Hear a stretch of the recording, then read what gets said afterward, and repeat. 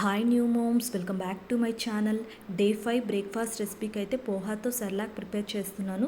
So అది ఎలా prepare చేయాలి, దానికి కావాల్సిన ఇంగ్రీడియంట్స్ అయితే నేను ఇక్కడ 1 కప్ అయితే పోహా తీసుకున్నానండి. ఇప్పుడైతే సెర్లాక్ పౌడర్ అయితే ప్రిపేర్ చేసేద్దాం.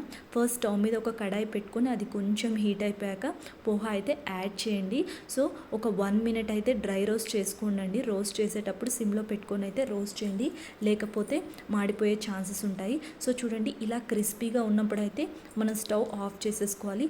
ఇది కొంచెం కూల్ అయిపోయాక నేనైతే మిక్సీ జార్లోకి ట్రాన్స్ఫర్ చేసేసుకున్నాను. ఇప్పుడైతే స్మూత్గా బ్లెండ్ చేసేద్దాం. సో ఇదైతే పౌడర్ మనం ఎయిర్ టైట్ కంటైనర్లో ఒక 1 వీక్ అయితే స్టోర్ చేసుకోవచ్చు అండి. సో ఇప్పుడైతే సెర్లాక్ ప్రిపేర్ చేసేద్దాం రండి. సో ఫస్ట్ స్టవ్ మీద ఒక బౌల్ పెట్టుకొని దాంట్లో 1.5 గ్లాస్ వాటర్ యాడ్ చేశాను. అది కొంచెం హీట్ అయిపోయాక నేనైతే ఒక 3 స్పూన్స్ సెర్లాక్ పౌడర్ యాడ్ చేసేసానండి.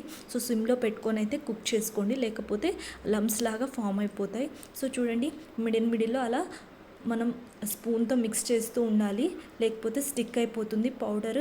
ఇది కొంచెం ఈ కన్సిస్టెన్సీలో ఉన్నప్పుడు మనం స్టవ్ అయితే ఆఫ్ చేసేసుకోవాలండి.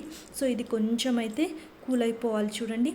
సో కూల్ అయిపోయేసరికి కొంచెం థిక్గా అయితే ఫామ్ అవుతుంది. సో గోరువెచ్చగా ఉన్నప్పుడు పిల్లలకైతే ఫీడ్ చేయడం వల్ల వాళ్ళకు కూడా బాగా డైజెషన్ అవుతుంది, బాగా ఈజీగా తినేస్తారండి ఇలా స్మూదీస్ ఉండడం వల్ల. సో పిల్లలకి ఎప్పుడు కానీ ఇలా స్మూదీస్ అయితే ట్రై చేయండి, వాళ్ళు ఈజీగా తింటారు. సో ఇలాంటి రెసిపీస్ కోసం అయితే నా ఛానల్ అయితే సబ్స్క్రైబ్ చేసుకోండి. Thank you.